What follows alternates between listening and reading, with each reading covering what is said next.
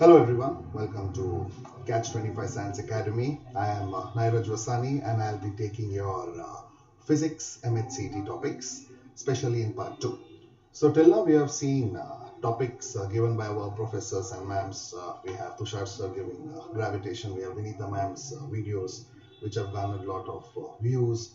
We have Pawan sir's videos. So if you have missed to see any of the videos, you can click the links. And we have started this initiative so that you get all the topics, videos.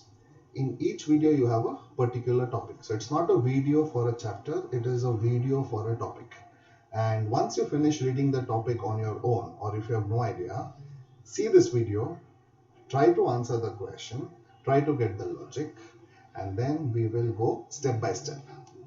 And this main initiative comes from the fact that we have been very successful with MHCT results. Our previous year pass outs have been in the best colleges in Maharashtra, especially in Mumbai. And we followed the same methodology and we are bringing it online to YouTube so that you can take the benefit. So I am going to start with the chapter called Semiconductors of 11th standard, which is a part of your MHCT mandatory 11th topics. And try to answer on your own. I will try to give you the options and then I will give you the answer and see whether your logic and our logic matches. Okay, so we will start with Semiconductors 11th standard. So in this session, I will be covering 10 concepts or 10 questions and you keep a mental note on how many can you get right. Okay.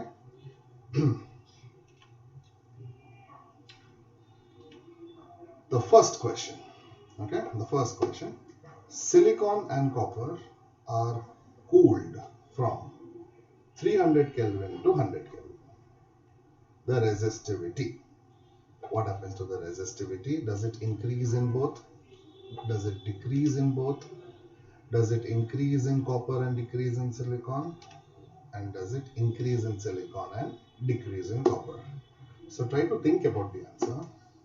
And first thing you need to keep in mind is silicon and copper. Silicon belongs to semiconductor category. Copper belongs to conductor category. So you should ask yourself, what happens when temperature of a semiconductor decreases and what happens when temperature of a conductor decreases? It is also the same with heating. If you heat a semiconductor or if you heat a conductor, what happens? Now the first thing you should know is semiconductor and conductor will behave differently. Therefore answer increases in both and decreases in both will not come because both belong to different set of solids. Silicon belongs to semiconductor, copper belongs to conductor. Therefore both will not show the same reaction to decrease in temperature. Therefore your confusion or your options should be between C and D. And if you notice, if you decrease the temperature, mobility of electrons will decrease. That means electrons cannot jump more from valence band to conduction band. And if electrons cannot jump, conductivity decreases. But they have asked resistivity, which is the reciprocal of conductivity. Therefore, resistivity increases in silicon, and therefore the opposite is for conductors, which is decreases. So that is a separate topic for conductors. We will focus on semiconductors. Okay, so this is the answer for the first one. And the shortcut or the clue I will tell you, whenever they give you two substances, you should see whether both of them belong to the same category of solids. If not, both will behave differently. There itself your option A and option B have been eliminated. That is why you are just left with option C and D. Okay. The next question is, the highest energy level which can be occupied by an electron in a valence band at 0 Kelvin is known as. Now this is a very common question in MHCT. So what is the name of the highest energy level? And if you see the questions, potential energy, ionization energy, Fermi energy and atomic energy. Now you know when there is an overlap between valence band and conduction band, there is a gap called Fermi gap, and there is an overlap called Fermi energy. Therefore, anything in semiconductors, the gap, the energy is related with Fermi, and in fact the highest energy. But remember, it is only at 0 Kelvin. Option A, option D are just fillers, means they do not have any relevance. If you are having a confusion, your confusion should be between the options B and C. And the answer will be C, which is Fermi energy. But please remember, Fermi energy is the highest energy, but it should be at valence band and it should be at 0 Kelvin. Now, third question related to the first question. If you have got the first question's logic, you might be able to answer this question's logic. So the question is at absolute zero. At absolute zero means 0 Kelvin. What happens to silicon? Silicon is what? Semiconductor. What happens to semiconductor at 0 Kelvin? Now 0 Kelvin is minus 273 degrees centigrade. Now at that temperature, electrons cannot jump from valence to conduction because their mobility goes away completely because of the sub-zero temperatures. Now if electrons cannot jump from valence band to conduction band, if electrons cannot jump from valence band to conduction band, the conductivity will almost be zero. And conductivity of which solid is zero? So the options are conductor, insulator, semiconductor, all of the above. Therefore, since no electrons are able to jump, no conductivity takes place. Therefore, conductivity is zero. And for which solid conductivity is zero? Answer is insulator, because for insulators, there is no flow of electricity, which is similar to question number 1 that we have done. If you have got that logic right, you might have got this question also right. The next question is about the energy gap. So they have given 3 energy gaps. One is of insulator, one is of semiconductor, and one is of conductor. Now, as you know, the energy gap of a conductor should be 0 electron volt. Energy gap of a semiconductor is less than 3 electron volt, and energy gap of an insulator is greater than 3 electron volt. Therefore, if G1 denotes insulator, G2 denotes semiconductor, G3 denotes conductor, you should know that conductor has the minimum energy gap, which is 0. Therefore, G3 will be the last. G2 will be the second because that is the semiconductor, and the highest energy gap will be of insulator. Therefore, G1, G2 and G3, the highest energy gap will be of G1, and if you see the options, you will see G1 greater than G2 greater than G3. Okay. Next question. How can you increase the conductivity of pure silicon, or how can I increase the conductivity of a pure semiconductor? And a pure semiconductor, as you know, is called intrinsic semiconductor. Now the first one is doping with an acceptor impurity, which is your p-type semiconductor. Answer is correct. If you look at option A, p-type semiconductor is one of the ways to increase the conductivity. Doping with the donor is your n-type semiconductor. So even that is one of the ways, which is also correct. Increasing its temperature. Now when you increase the temperature of the semiconductor, the electrons get that energy to jump, and more electrons jump, more conductivity will take place, and option D is all of the above. Therefore, I noticed A, B, C all have the right approach. Therefore, my answer should be D, which is all of the above. Now, coming to question 6. If a conductor, insulator, semiconductor and an alloy are heated by 20 degree. Now remember, they are getting that heat above the room temperature. Now heat is the form of energy. There will be an increase in conductivity of. Now again, this is similar to question 1 and 3. You know that in semiconductors, more heat means more energy. More energy means more electrons get the energy to jump from valence band to conduction band. And since more electrons jump to the conduction band, more conductivity will take place. Therefore, there is an increase in the conductivity of semiconductor. And I told you all four belong to different categories: conductor, insulator, semiconductor, and alloy. All four belong to different categories. Next question, question number 7.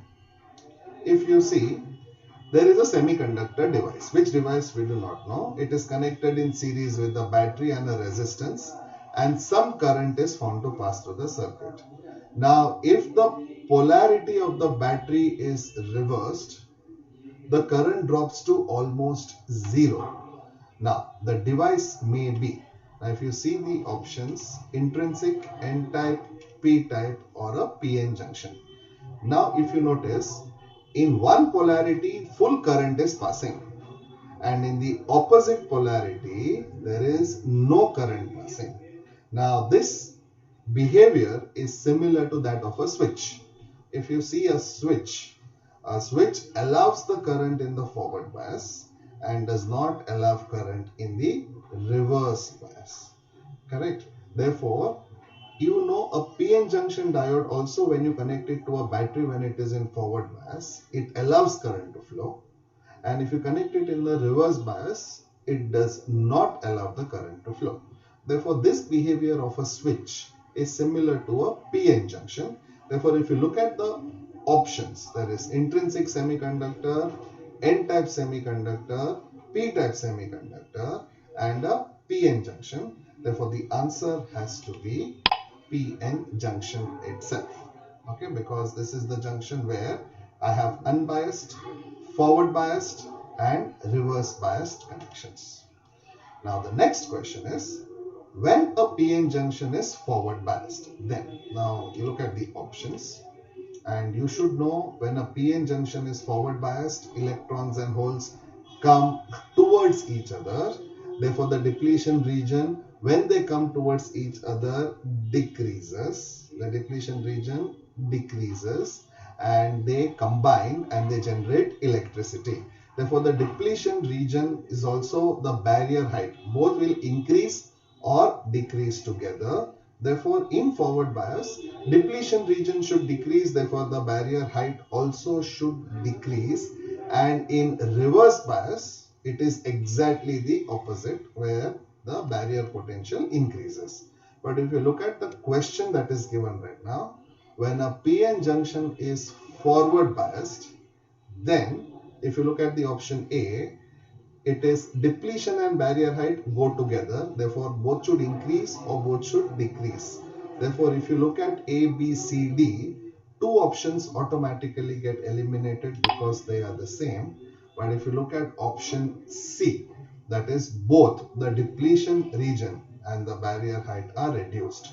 Now, the variation of this question will be, what happens when a PN junction is reverse biased?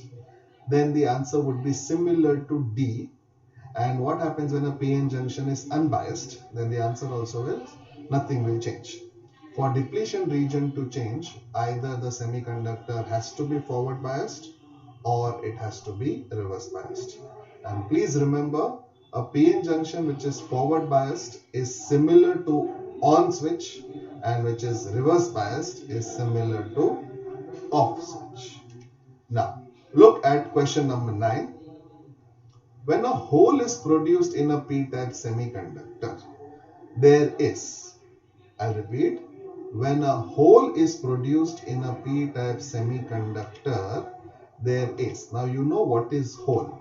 Hole is the gap left behind by the electron, or the shell left behind by the electron is a hole, or absence of an electron is a hole from the valence band. Therefore, if there is an electron in the valence band and if it leaves, the void that it creates is actually called a hole. Therefore, when a hole is produced, that means an electron has jumped from some valence band and you have a hole in the valence band.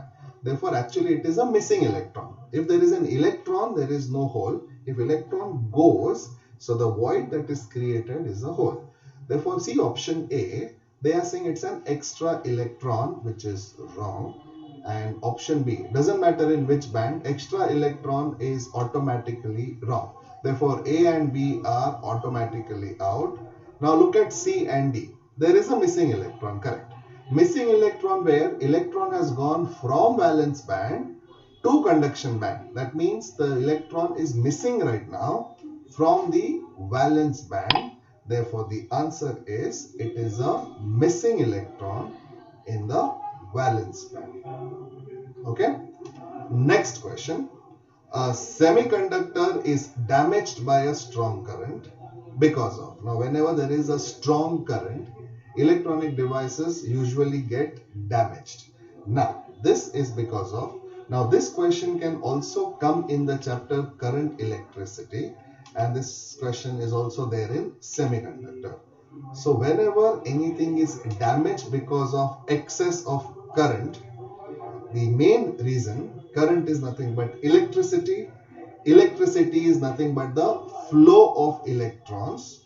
Therefore, mainly the current which is passing and which is a strong current, and the device which gets damaged is because of, if you look at the options, excess of electrons, decrease in electrons, lack of electrons, and none of these. Strong current is strong electricity and strong is always excess. Therefore, answer should be A, which is excess of electrons. So this concludes our 10 question set for introduction to semiconductor, which is your 11th standard topic. I will continue with the next set in my next video. So please look at the 10 questions. Ask yourself how many could you get right out of the 10 questions. And I will see you in my next video. In the meantime, if you like the content that we are creating, please subscribe and please like our videos. And please share it if you find it informative. And I will see you in my next session, that is semiconductors 2. Till then, take care. Thank you.